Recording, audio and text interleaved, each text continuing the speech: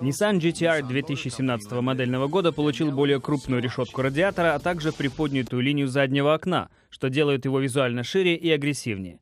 Каждый из 6 цилиндров двигателя объемом 3,8 литра с двумя турбонагнетателями теперь увеличивает мощность автомобиля до 565 лошадиных сил.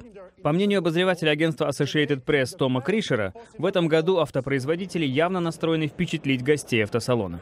С одной стороны, мы видим Nissan GT-R, быстрый и мощный суперкар. С другой — гигантский Lincoln Navigator, замахнувшийся на нишу, занимаемую Cadillac Escalade. Он огромный, но в то же время более экономичный и легкий за счет алюминиевого кузова. Президент корпорации Lincoln Кумар Галхотра характеризует новый навигатор как холеный и доброжелательный внедорожник.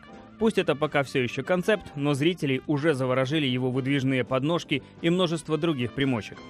Его дизайн чем-то напоминает шикарные морские яхты. Вам придется по вкусу. Его специальная подсветка, поднимающаяся, будто крылья двери, и раскрывающаяся перед вами гармошкой ступеньки.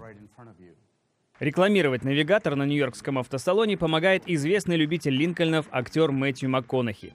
Глядя на новинки нынешнего года, приходится признать, мировая кроссоверомания продолжается.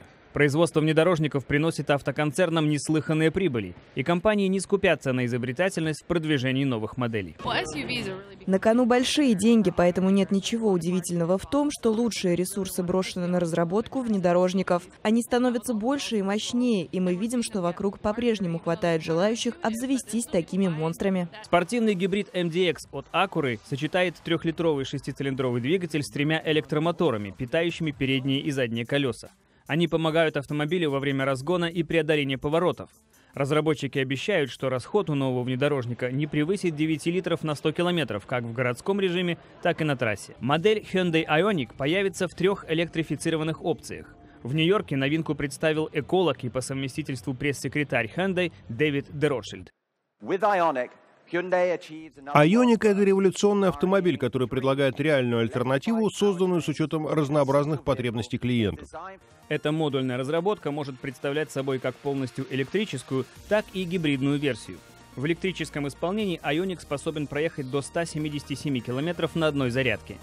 Mercedes-Benz в нынешнем году продолжает играть на повышение, имея за спиной нового представителя E-класса, купе C-класса и новую модель семейства AMG. Subaru представляет на американском рынке 2 новые импрезы – 4-дверный седан и 5-дверный хэтчбэк.